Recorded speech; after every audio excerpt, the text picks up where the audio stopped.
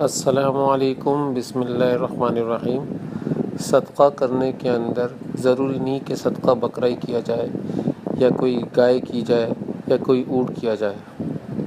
جو حسب استطاعت ہو وہ صدقہ کرنا چاہیے، اور صدقہ کرنے میں کوئی چیز مخصوص نہیں کرنی چاہیے۔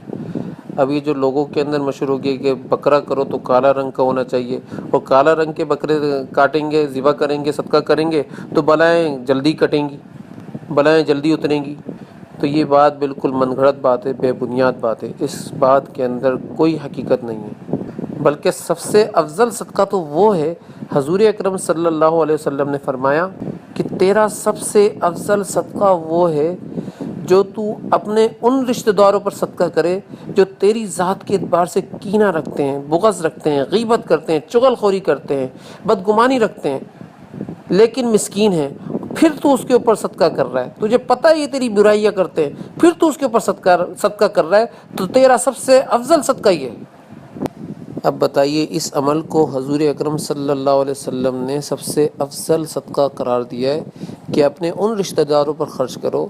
جو تمہاری ذات کے اعتبار سے کینہ رکھتے ہوں، بغض رکھتے ہوں، چغل خوری کرتے ہوں،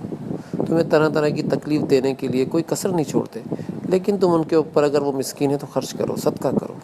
تیرے اس عمل سے اللہ سب سے زیادہ راضی ہوں گے۔ اور میں تو یہ سمجھ رہا ہوں اس حدیث کے اندر حضور اکرم صلی اللہ علیہ وسلم علاج تجویز کر رہے ہیں کہ اگر تو اپنے بھائی کے اوپر، ان بھائی کے اوپر صدقہ کرے گا تو ہو سکتا ہے تیرے صدقہ کرنے کی برکت سے، خرچ کرنے کی برکت سے ان کے دلوں کے اندر سے تیرا کینہ نکل جائے، بغض نکل جائے، چغل خوری نکل جائے، غیبت نکل جائے، وہ گناہوں سے محفوظ ہو جائیں۔ ذرا سوچیں تو صحیح، کیا حکمت ہے اس ارشاد کے اندر، اور کتنا بڑا عمل ہے یہ، اور حقیقت میں یہ صدقہ کتنی بلاؤں کو ٹال رہا ہے،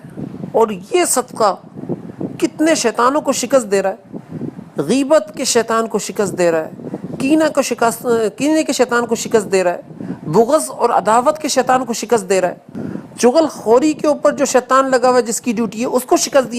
جا رہی ہے۔ اور سب سے بڑھ کر جو ہے، جو میرا اور آپ کا فائدہ ہے کہ ان رشتہ داروں کی ذات کے اعتبار سے میرے اور آپ کے دل کے اندر جو کینہ آ جاتا ہے اپنی برائی سننے کی وجہ سے،